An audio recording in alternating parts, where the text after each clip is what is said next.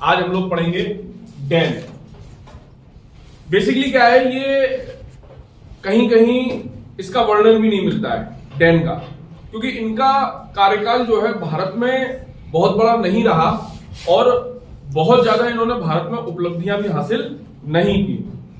लेकिन फिर भी चूंकि सिलेबस का पार्ट है तो हम लोग इसे कर लेते हैं। तो यहां पे हम देख रहे हैं कि डेनमार्क की ईस्ट इंडिया कंपनी की स्थापना कब हुई? 1616 ईस्वी में हुई। हमें ये याद रखना है कि 1616 ईस्वी में क्या हुआ, Dane East India Company Bharat में आई। इस कंपनी ने ट्रेंकोबार, जो कि तमिलनाडु में है, मैं एक बार पेपर देख रहा था, अब मुझे याद नहीं है कौन सा पेपर है, लेकिन उसमें ये क्वेश्चन पूछा गया था कि ट्रेंकोबार भारत के किस राज्य से संबंध रखता है। तो ऐसे भी बहुत बार पूछ लिया जाता है, पुलिकट भारत के किस राज्य में है, ऐसे करके कई क्वेश्चन पूछ लिए जाते हैं। तो ट्रेंकोबार और सेरामपुर कहाँ है आपका? बंगाल में है, मैं अपनी व्यापारिक कोठियां स्थापित की। जैसा कि आपको पता है कि पुर्तगाली जब भारत आए तो उन्होंने सबसे पहले अपनी फैक्ट्री कोची में स्थापित की, है ना। डच जब भारत आए तो इन्होंने मसूलीपट्टनम में अपनी पहली फैक्ट्री स्थापित की। ब्रिटिश जब भारत आए तो सूरत में उन्होंने पहली फैक्ट्री स्थापित की। इसी प्रकार से हमसे पूछा जाएगा कि डेन जब भारत आए तो इनकी पहली फैक्ट्री कहां स्थापित हुई, तो हम लोग कह देंगे ट्रेंकोबार में हुई, ठीक है ना। सेरामपुर डेनों का प्रमुख व्यापारिक केंद्र बन गया। आगे चल के ये जो सेरामपुर बंगाल था, देखो बंगाल में ज्यादातर जितने भी यूरोपीय कंपनियां आई, उन्होंने ज्यादातर कंपनियों ने अपना प्रमुख व्यापार का केंद्र रखा। क्यों? क्योंकि बंगाल ही वह क्षेत्र था जहां से समुद्री जो जहाज होते थे बड़ी आसानी से लोड किए जा सकते थे और अनलोड भी किए जा सकते थे। उसके बाद बंगाल जो था वो कपड़े के मामले में भी उस समय तक उन्नत हो चुका था, है ना। सूरत और बंगाल ये दोनों पोर्ट्स जो थे वो बहुत ज्यादा चलते थे। 18 अक्टूबर 1868 को डेनों ने निकोबार द्वीप को अंग्रेजों को बेचकर भारत से विदा ली। बस इनकी इतनी ही कहानी थी। इन्होंने भारत में देखा कि प्रतिस्पर्धा बहुत बढ़ रही है, हम यहाँ पर फाइट नहीं कर पाएंगे और अंग्रेज जो हैं, ब्रिटिश जो है, वो सबको रोनते चले जा रहे हैं। जो भी उनके मार्ग में आ रहा है सबको रोनते चले जा रहे हैं। तो इन्होंने क्या किया, इन्होंने एक दिमाग लगाया, क्यों ना हम अपनी कंपनी को बेच दें और कहीं और कुछ काम देखें चल के। अतः इन्होंने क्या किया, 1868 ईस्वी में अंग्रेजों को अपना सारा काम हम बेचकर भारत से विदा ले ली। तो डेन के बारे में बहुत ज्यादा कुछ नहीं है, जो भी था वो आपके सामने है। अगला जो इंपॉर्टेंट सेगमेंट है वो है फ्रांसीसी। कौन है? फ्रांसीसी। देखो फ्रांस में एक शासक था जिसका नाम था लुई 14वां। क्या नाम था? देखो लुई क्या होती है? उपाधि होती है ना। फ्रांस के शासक की उपाधि होती है लुई, और 14वां उसका क्रमांक था, ठीक है ना। लुई 14वां। इसका एक मंत्री था जिसका नाम था कोलबर्ट। क्या नाम था? कोलबर्ट। और इस मंत्री के कहने पर लुई 14वें ने क्या किया, फ्रांसीसी कंपनी को भारत आने की परमिशन दी। और लुई 14वां का जो मंत्री था कोलबर्ट, ये स्वयं इस कंपनी का नेतृत्व करता है।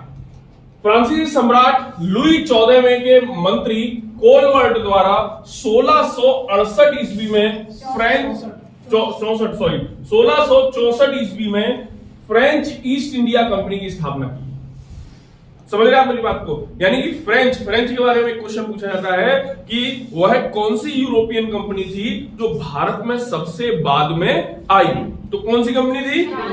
फ्रांसीसी थे, ठीक है ना, फ्रेंच कंपनी थी। अच्छा, आपसे एक क्वेश्चन और पूछा जाता है, जरा मुझे बताइएगा, कमेंट कीजिएगा सब लोग, वह कौन सी कंपनी थी जो भारत में सबसे पहले आई लेकिन सबसे बाद में गई? Very good. कमेंट करने का तो मौका नहीं देते आप बच्चों को, उससे पहले बोल देते हैं। चलो बहुत अच्छी बात है, ठीक है ना। पुर्तगालियों के बारे में ये कहा जाता है कि पुर्तगाली भारत में 1498 में आए और 1961 में गए। समझ रहे आप मेरी बात को? पुर्तगाली कंपनी वह कंपनी थी जो सबसे पहले आई लेकिन सबसे बाद में गई। अच्छा, भारत में सर्वाधिक प्रभुत्व किस कंपनी का रहा? ब्रिटिश का, ठीक है। किसका रहा? ब्रिटिश का रहा।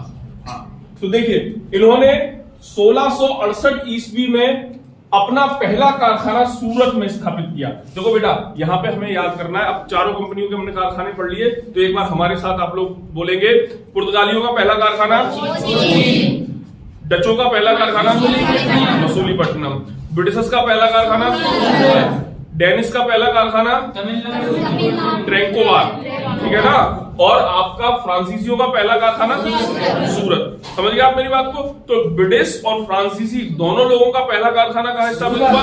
सूरत में स्थापित हुआ। इनकी दूसरी कंपनी मसूलीपट्टनम में। मैंने बेटा एक क्वेश्चन देखा था, यूपीएससी में पूछा गया था, आईएएस में पूछा गया था, वो क्वेश्चन था, मैं आपको कराऊंगा, क्वेश्चन के सेगमेंट में कराऊंगा। उसमें ये पूछा गया था, निम्नलिखित में से कंपनियों के बारे में कौन सा कथन सत्य है या असत्य है, ऐसे करके पूछा जाता है। 4 सेगमेंट थे, उन 4 सेगमेंट में था कि सूरत फ्रांसीसियों ने कभी भी मसूलीपट्टनम पर प्रभुत्व स्थापित नहीं किया। क्या ये कथन सही है? गलत। ये कथन क्या है? गलत है। देखिए इनकी दूसरी फैक्ट्री कहां बनी? मसूलीपट्टनम में स्थापित हुई। ब्रिटिश और फ्रांसीसियों के मध्य अपने क्षेत्र को लेकर युद्ध हुआ, जिसे कर्नाटक युद्ध के नाम से जानते हैं। देखिए उस समय अंग्रेज जो थे, ब्रिटिशर्स जो थे, वो बड़ा प्रभावशाली रूप से ऊपर बढ़ रहे थे, आगे बढ़ रहे थे, और इनके राह में जो भी आता था ये उन्हें बर्दाश्त नहीं कर पाते थे। आपको पता है कि डचों से भी इनका क्या हुआ? युद्ध हुआ, बेदरा का युद्ध हुआ, जिसमें इन्होंने डचों को परास्त किया। पुर्तगालियों से ये कई बार भिड़े, और अंततः तो आप देखिए फ्रांसीसी भी जब इनके बीच में आए तो इनका फ्रांसीसियों से भी युद्ध हुआ। आप हमेशा याद रखेंगे इस बात को, फ्रांसीसियों का और ब्रिटिशर्स का जो युद्ध हुआ उसे कर्नाटक वॉर के नाम से जानते हैं, कर्नाटक युद्ध के नाम से जानते हैं। इस युद्ध में फ्रांसीसियों की हार हुई और ब्रिटिशर्स की विजय हुई। बांडीवास नामक एक स्थान था, वहां पे अंतिम रूप से क्या हुआ? फ्रांसीसियों की हार हुई और ब्रिटिशर्स की जीत हुई। तो इस तरीके से फ्रांसीसियों के बारे में हमने जाना। अगला देखिए, 1673 ईस्वी में फ्रांसिस मार्टिन ने बीजापुर के आदिल शाही सुल्तान से पुर्दचेरी नामक एक गांव प्राप्त किया, जो आगे चल के पांडिचेरी के नाम से जाना जाता है। ये क्वेश्चन बहुत बार पूछा गया है कि वर्तमान में इसका नाम हो गया पुदुचेरी, ठीक है ना। इस पुदुचेरी का विकास या पुदुचेरी नगर की स्थापना किसने की? तो आपका आंसर हो जाएगा फ्रांसिस मार्टिन ने की, ठीक है ना। ये कुछ फैक्ट हैं। डचों ने अंग्रेजों की सहायता से 1693 ईस्वी में पांडिचेरी को छीन लिया, लेकिन 1697 ईस्वी में संपन्न रिजविक की संधि के बाद पांडिचेरी पुनः फ्रांसीसियों को प्राप्त हो गई। ठीक है, इसमें क्या हुआ कि जब फ्रांसीसी शक्तिशाली हो रहे थे तो अंग्रेजों ने डचों के ऊपर हाथ रख दिया।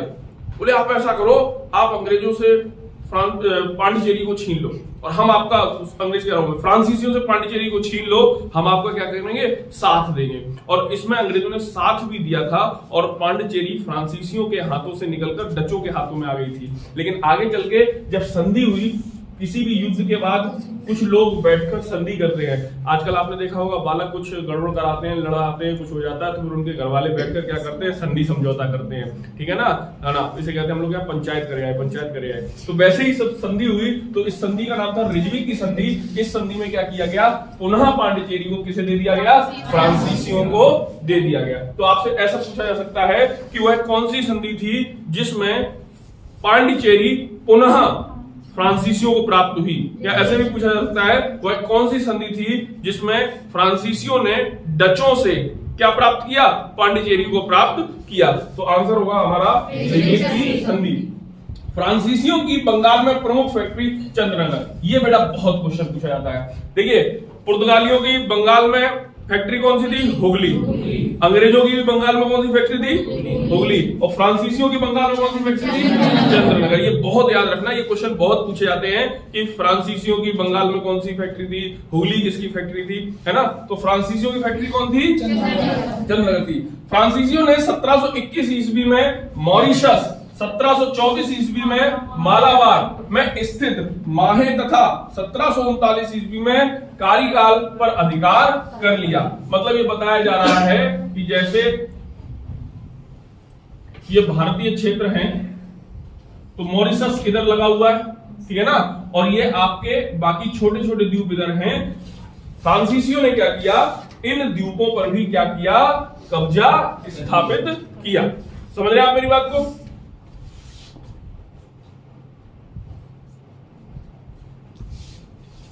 1742 ईस्वी में डुप्ले, अरे ये बहुत पूछा जाता है, फ्रांसीसी गवर्नर डुप्ले था। आपसे क्वेश्चन ऐसे पूछा जाएगा कि वह कौन गवर्नर था जिसने अपने क्षेत्र का विस्तार करने के लिए भारतीय शासकों के आंतरिक मामलों में हस्तक्षेप करना प्रारंभ किया। तो वो डुप्ले ही था जिसने पहली बार अपने क्षेत्र का विस्तार करने के लिए भारतीय शासकों के आंतरिक मामलों में प्रवेश किया। डुप्ले को कहीं ना कहीं अंग्रेजी सरकार, ब्रिटिश सरकार का मार्गदर्शक भी कहते हैं, क्योंकि इसने जो जो पॉलिसी अपनाई उन्हीं पॉलिसीज को थोड़ा सा सुधार करके अंग्रेजों ने अपनाया और अंग्रेज लोग भारत के मतलब एक समय में क्या हो गए, सर्वे सर्वा हो गए। तो देखिए क्या कह रहा है कि 1742 ईस्वी में डुप्ले नामक फ्रेंच गवर्नर भारत में आया। वह बहुत ही क्या था, महत्वाकांक्षी था। बेटा महत्वाकांक्षी का मतलब होता है ऐसा व्यक्ति जिसकी इच्छाएं बढ़ती चली जाए। जैसे मैं एक बहुत छोटी सी बात कहता हूं कि आप पहले पैदल चलते होगे, फिर थोड़े बड़े हुए तो आपने अपने पापा से कहा पापा साइकिल दिलवाओ, फिर साइकिल का बड़ा क्रेज होता होगा, आपके पापा ने आपको साइकिल दिलवा दी। आपने कुछ समय साइकिल दिलाई, पापा एक मोटरसाइकिल ले लेते ना। पापा ने चलो यार लड़का बड़ा हो रहा है, कह रहा है तो मान लो बात। आपको एक मोटरसाइकिल दिलवा दी स्प्लेंडर, और आपने मोटरसाइकिल चलाई।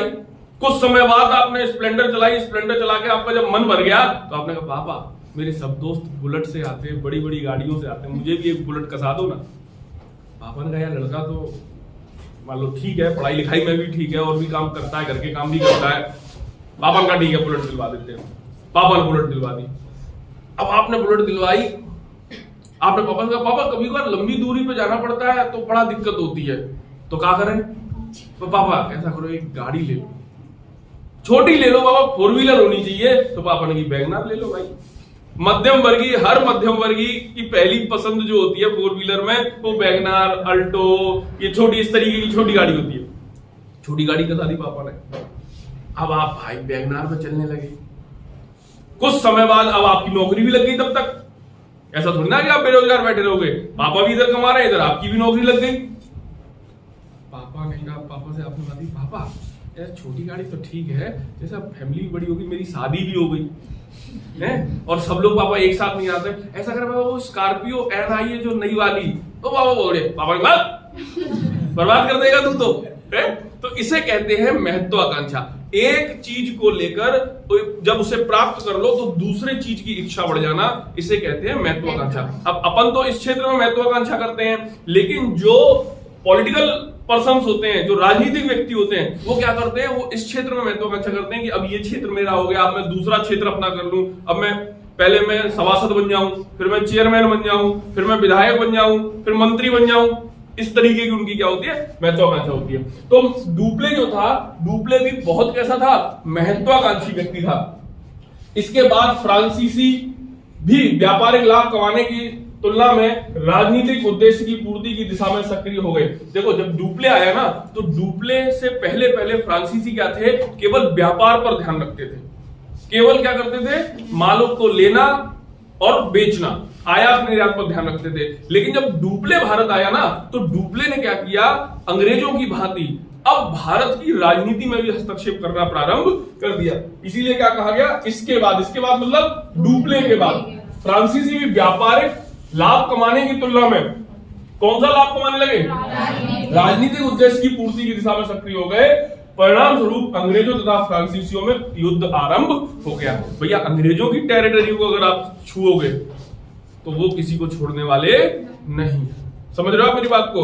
परिणाम स्वरूप अंग्रेजों का और किनका, फ्रांसीसियों का युद्ध प्रारंभ हुआ। इस युद्ध को कर्नाटक युद्ध के नाम से जानते हैं। डुप्ले ने पहली बार वे हथकंडे प्रयोग किए जो भारत को जीतने के लिए अंग्रेजों के मार्गदर्शक बने। मैंने अभी आपको ये चीज बताई थी कि डुप्ले ने ऐसी टेक्निक दे दी अंग्रेजों को जिसे प्यूरिफाई करके अंग्रेजों ने पूरे भारत को क्या कर लिया, जीत लिया।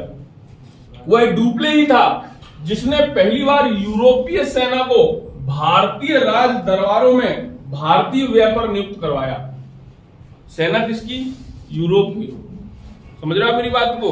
और कहां नियुक्त की जा रही है, भारत में, भारत के राजाओं के यहां, और उसका पैसा भी कौन दे रहा है, भारत के राजा। समझ रहे हो मेरी बात को? आगे चल के सहायक संधि इसी का परिष्कृत रूप थी, ठीक है ना। जिसने पहली बार यूरोपीय हितों के लिए भारतीय राजनीति में हस्तक्षेप, ये क्वेश्चन बहुत बार पूछा गया है कि वह कौन गवर्नर था जिसने अपने व्यक्तिगत हितों के लिए भारतीय राजनीति में हस्तक्षेप करना प्रारंभ किया, तो वो कौन था? ल्यूई था। तो इसने पहली बार अपनी राजनीति के लिए भारतीय राजनीति में हस्तक्षेप किया तथा भारत में यूरोपीय साम्राज्य की नींव डाली। आप बहुत बार देखते हो कि आप किसी को कुछ काम करते हुए देखते हो और आप उसके काम से बहुत प्रभावित होते हो और अंततः क्या करते हो, आप वही काम अपना लेते हो, लेकिन आप उससे ज्यादा एफर्ट्स लगाते हो और एक समय वो आता है कि आप उसे पीछे छोड़ देते हो और खुद उससे आगे निकल जाते हो। एक कहावत है कि गुरु गुड़ रह जाता है लेकिन चेला शक्कर हो जाता है। क्यों हो जाता है? क्योंकि वो गुरु के पास जितना है गुरु तो उसे उतना दे ही देता है, और चेला भी थोड़ा दिमाग लगा ले तो वो गुरु से आगे निकल जाएगा कि नहीं निकल जाएगा। जैसे एक रामायण का एक पात्र है बाली, समझ रहे मेरी बात को, सुग्रीव का भाई। बाली की विशेषता यह है कि उससे कोई भी द्वंद्व युद्ध नहीं जीत सकता। क्यों नहीं जीत सकता? क्योंकि बाली को वरदान है कि वह जिससे भी युद्ध लड़ेगा उसकी आधी शक्ति स्वतः बाली के पास आ जाएगी। जैसे मान लीजिए कि मिस्टर ए वर्सेस बाली का युद्ध है। अब मिस्टर ए के पास 5 यूनिट पावर है लेकिन बाली के पास केवल 2 यूनिट पावर है। जैसे ही इन दोनों का युद्ध होगा इसकी 2.5 यूनिट अपने आप बाली के पास आ जाएगी। इसकी रहेगी कितनी? केवल 2.5 यूनिट, और इसकी कितनी हो गई? 4.5 यूनिट। रावण एक बार आया बड़ा जोश में। रावण बहुत बड़ा शक्तिशाली योद्धा था, बड़ा जोश में आया, बोले बाली बाहर निकल, युद्ध कर मुझसे। बाली का उस समय पूजा का समय हो रहा था, बाली पूजा किया करता था। बाली का यार पूजा कर लेंगे फिर थोड़ी देर में तुझसे बात करूंगा। रावण का नारायण युद्ध कर। बाली का भाई मेरे पूजा का समय हो रहा है, मुझे पूजा कर लेने दे, थोड़ी देर में आऊंगा फिर बात करूंगा तुझसे। रावण का तू जानता नहीं मैं लंकेश हूं। बाली ने पकड़ा रावण को, कांख में दबा दिया। कांख समझते हो? 6 महीना से दबाया रहा, एक आध दिन नहीं 6 महीना तक का तू कर युद्ध।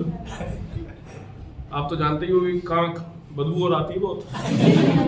रावण उस दिन के बाद से बाली की तरफ नहीं देखा, बोला भाई मुझे क्षमा। समझ रहे हो ना मेरी बात को? लेकिन यही शक्ति जब घमंड बन जाती है, यही शक्ति जब गलत कृत्यों को करने के लिए आपको प्रेरित करती है, तो भगवान श्री राम जैसा कोई जन्म लेता है और आपको क्या करता है? मृत्यु लोक तक पहुंचाता है। और बाली का वध किसने किया था? भगवान श्री राम ने। ठीक है? तो ये राम की आदि शक्ति नहीं गई। राम जी ने बाण मारा था पीछे से और द्वंद्व युद्ध नहीं किया था राम जी ने, है ना? तुम ये कह रहे हो कि सर राम जी की आदि शक्ति नहीं गई, इसीलिए राम जी ने पीछे से बाण मारा। ऐसा हुआ, मैं आपको थोड़ा सा बता दूं कि बाली का भाई एक सुग्रीव, और सुग्रीव को किसी कारणवश बाली ने अपने राज्य से निकाल रखा है और ये कहा कि तू अगर मुझे मिल गया तो मैं मार डालूंगा। और सुग्रीव की पत्नी को और सारे राज्य को अपने अंडर कस्टडी में कर रखा है। इसी समय सीता जी का हरण हो जाता है और राम जी दर बदर भटक रहे होते हैं, और ऐसे में सुग्रीव से मुलाकात होती है राम जी की।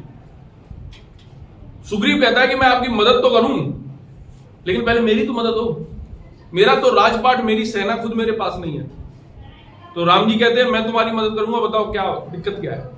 तो वो पूरी कहानी बताते हैं कि मेरा भाई ऐसे ऐसे बहुत शक्तिशाली है और उसने मेरे साथ ये कर रखा है, अगर उसका वध हो जाए तो मैं सुरक्षित रहूंगा। तो भगवान राम ने कहा कौन सी बड़ी बात है, मैं वध कर दूंगा। सुग्रीव को विश्वास नहीं हुआ, बोले सर ऐसे नहीं। बोले फिर कैसे? तो 7 वृक्ष लगे हुए थे ताड़ के वृक्ष जानते हो आप, लाइन से 7 लगे हुए थे इस तरीके से,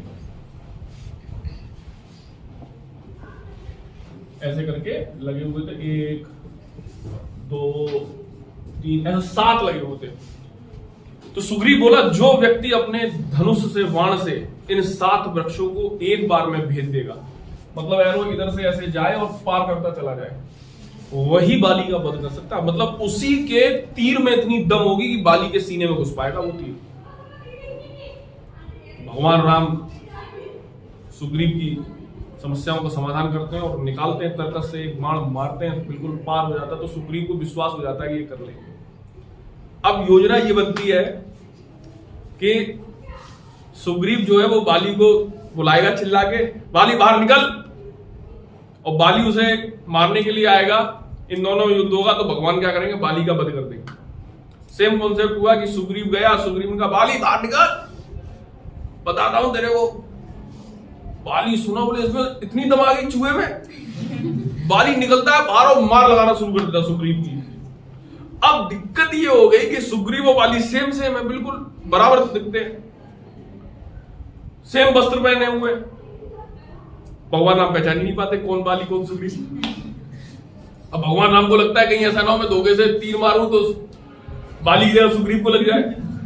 कुल मिला के भगवान राम क्या करते हैं, उस दिन तीर नहीं चलाते, ये भैया अपना पिट पिटा के आता बात।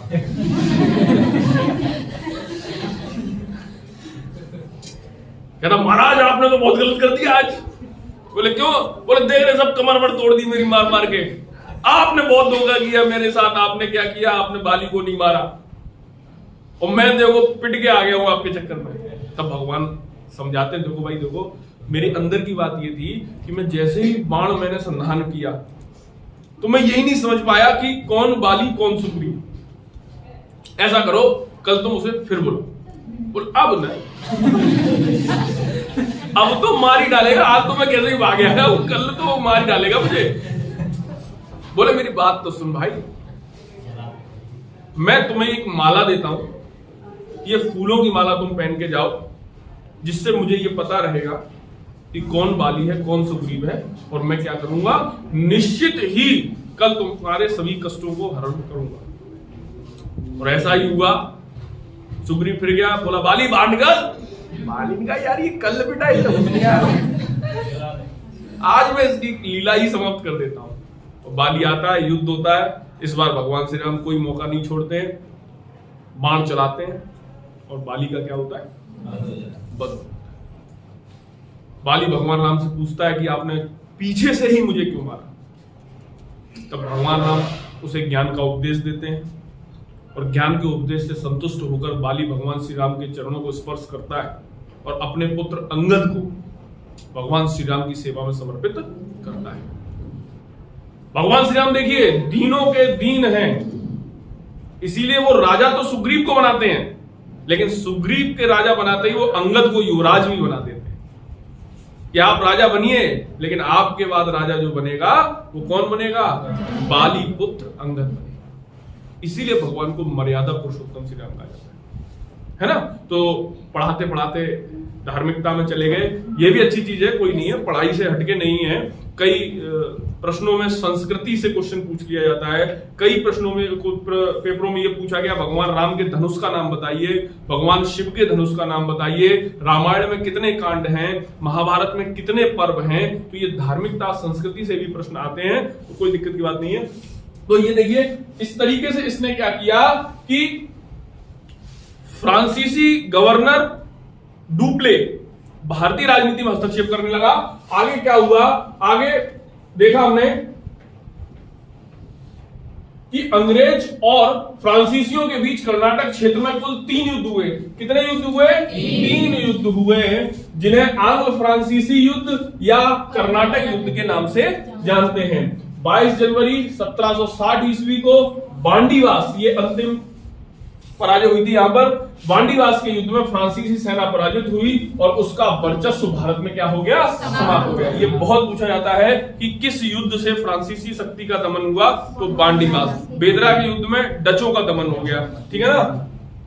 इस युद्ध में जनरल आयरकूट ने अंग्रेजी सेना का, जबकि काउंट लाली ने फ्रांसीसी सेना का नेतृत्व किया। यह भी क्वेश्चन बहुत पूछा जाता है कि आंग्ल फ्रांसीसी युद्ध में अंग्रेजों का नेतृत्व कौन कर रहा था, तो आयरकूट, और फ्रांसीसियों का नेतृत्व कौन कर रहा था, काउंट लाली। अब ऐसे याद कर लोगे, आयरकूट, कूटते कूटते लाली निकाल दी।